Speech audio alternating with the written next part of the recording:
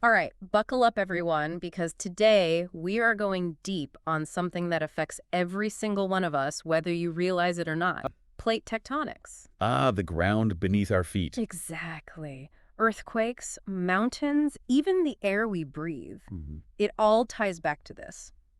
And to help us all quickly wrap our heads around this, we'll be referencing the pasted text document as we go. That was good. So get this.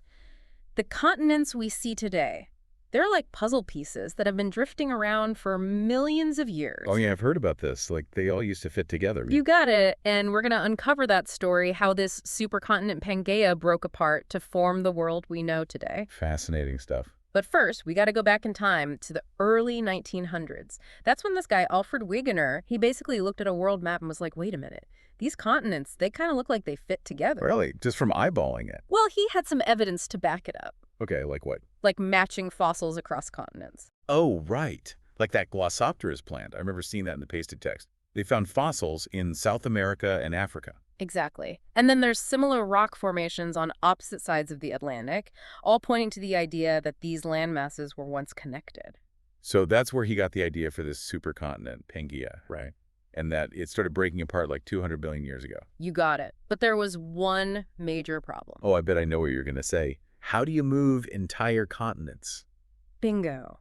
Back then, the idea of continents just drifting around, it was unheard of. Yeah, it's kind of mind-boggling when you think about it. Wegener, he couldn't really explain how the continents moved. So his theory, Yeah. it kind of shelved for a few decades. So interplate tectonics. Exactly. Fast forward to the 1960s, that's when this new science finally explained how those continents actually moved. All right, I'm all ears. Lay it on me. Okay, so it's all about the Earth's outer layer, the lithosphere. Imagine it's cracked into these massive plates, and they sort of float on this semi-molten layer beneath. Okay, like a giant cracked eggshell. Yeah, kinda. And these plates, they're constantly shifting and bumping into each other like a slow-motion puzzle. So what's driving this movement? Convection currents. Think of it like a giant pot of soup on the stove. Okay, I'm with you. Heat from the Earth's core rises, cools down, and sinks back down, creating these massive currents in the mantle. It's this constant churning that drags these tectonic plates around. That makes sense.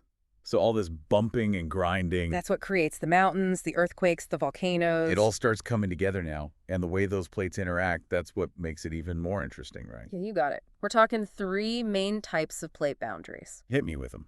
First up, divergent boundaries where plates move apart. Think the mid-Atlantic ridge. It's like the Earth is constantly birthing new crust. I see. So it's like a giant rift. Exactly. Magma rises up to fill the gap, cools, and solidifies, forming new oceanic crust.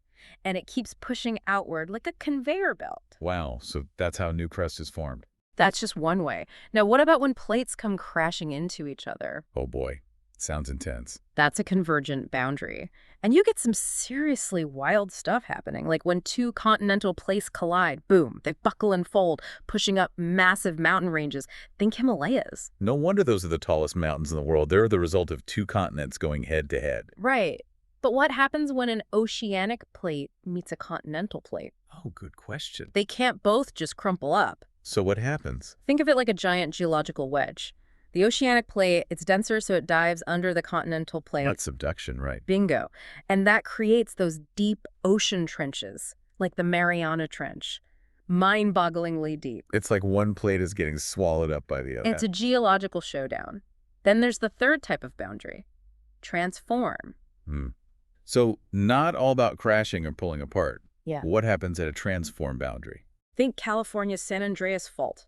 Plates are sliding past each other horizontally, all that grinding and catching, immense pressure building up until, boom, earthquake. Wow, so that's why California is so earthquake-prone. Makes you appreciate the power of these plates, huh? No kidding. But hold on, they're moving at like what, an inch a year? How do we even know this is all happening? Well, we've got some pretty cool evidence. One of the biggest clues, seafloor spreading. Remember those mid-ocean ridges where new crust is formed? Yeah, like giant underwater mountain ranges. Scientists noticed something about the age of the ocean floor, the youngest crust, right at the ridge. And it gets older as you move away. Ah, so it's like a giant timeline etched onto the ocean floor. Exactly. But wait, there's more? We've got paleomagnetism. The Earth's magnetic field actually flips every so often. Really? It just flips? Yeah. And when magma rises and solidifies at those ridges, the iron-rich minerals align themselves with the Earth's magnetic field at that time. So it's like a snapshot of the Earth's magnetic field frozen in time. You got it.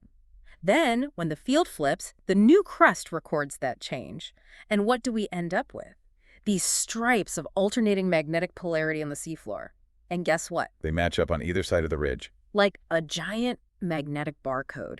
Proof that the seafloor is spreading. It's one of those aha moments in science that really solidified this whole theory of plate tectonics. So it's not just a static surface. It's constantly changing, evolving. Which brings us back to Pangaea. This whole process of plate tectonics, it's what caused that supercontinent to break apart millions of years ago, leading to the continents we see today. Wow, that's incredible. And it wasn't just a clean break either, right? Nope. Continents rotated, bumped, slid past each other. It's a slow-motion dance going on for eons. It makes you wonder what the world will look like millions of years from now. So we've got these tectonic plates, the ultimate world builders, crafting mountains and oceans and everything in between. But it's not just about shaping the land, right? Right, it goes way beyond that. Plate tectonics doesn't just sculpt the Earth's surface, it impacts the climate. Oh yeah, climate change. Big topic these days. And the evolution of life itself. Whoa. Okay, so it's a ripple effect. Can you give me an example? Sure. Let's take the Isthmus of Panama. That little strip of land connecting North and South America. Right. Seems kind of insignificant, globally speaking. Yeah, just a little connector. But get this. Before it formed, the Atlantic and Pacific Oceans flowed freely into each other. Once that land bridge emerged, it totally rerouted ocean currents. The pasted text mentions how the Gulf Stream, the one that brings warm water up the east coast of North America, it was born thanks to the Isthmus of Panama. So this seemingly small geological event Had a massive impact on global climate patterns. wow, that's wild. What about evolution? Continents splitting apart? That must have been a game changer for life. Totally.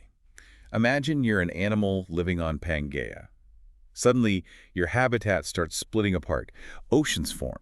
You're isolated on a drifting continent. Evolutionarily speaking, things are going to get shaken up. The pasted text had that example with Australia and a marsupial. Exactly. Millions of years ago, Australia was part of a larger landmass. When it broke away, it became this isolated evolutionary laboratory. Marsupials, kangaroos and koalas, they flourished, evolved in unique ways because they weren't competing with placental mammals like in other parts of the world. It's like continental drift created these biodiversity hotspots around the world. So are the continents just going to keep drifting apart forever? Well, the Earth's interior, it's restless.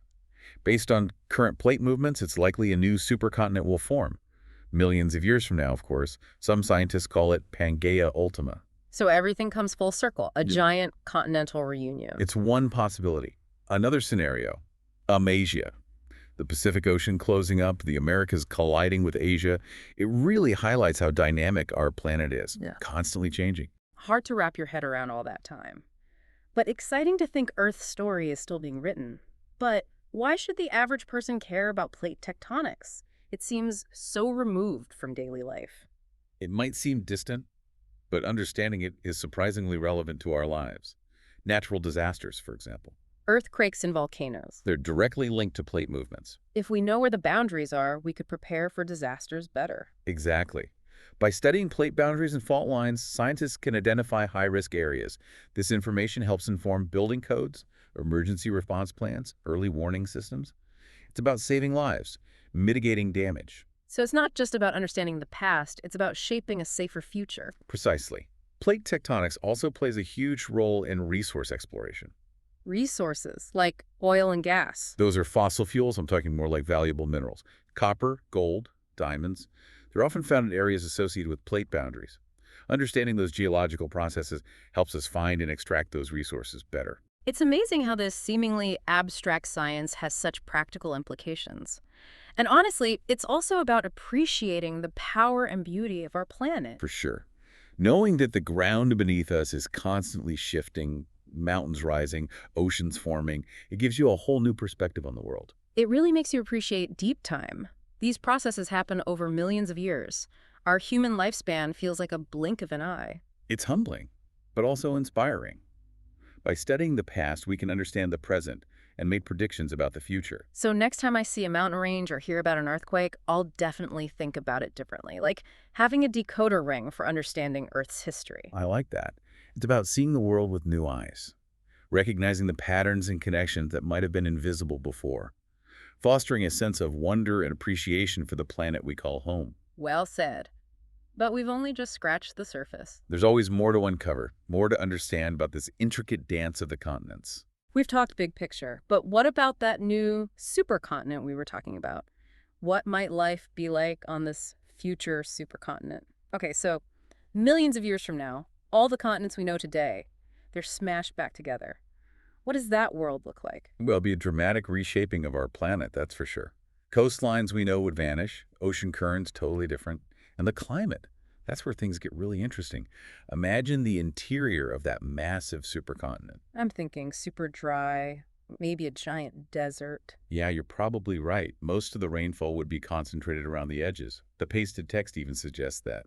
Life would have to adapt to some pretty extreme conditions. So new ecosystems, new evolutionary pressures. What kind of crazy creatures could evolve in a place like that? That's the fun part, right? Speculating. Maybe giant sand-burrowing creatures, adapted to that arid interior.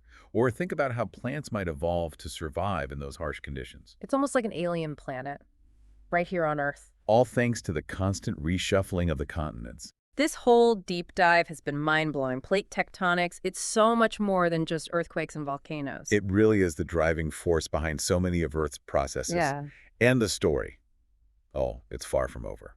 So for our listeners who want to keep exploring this, where should they go? Tons of resources out there, geology textbooks, websites, documentaries. But honestly, the best way to learn is to get out there and experience it firsthand. Like a geological field trip. Exactly. Go for a hike, visit a national park, examine the rocks, the landscape. You can even find evidence of plate tectonics in your own backyard if you know what to look for. That's the beauty of geology. It's all around us. And each rock, each mountain, each coastline tells a story that goes back millions, even billions of years. It's about understanding the incredible forces that have shaped our planet and continue to shape it today. It's been an incredible journey, learning about the planet's hidden engine, that constant movement beneath our feet.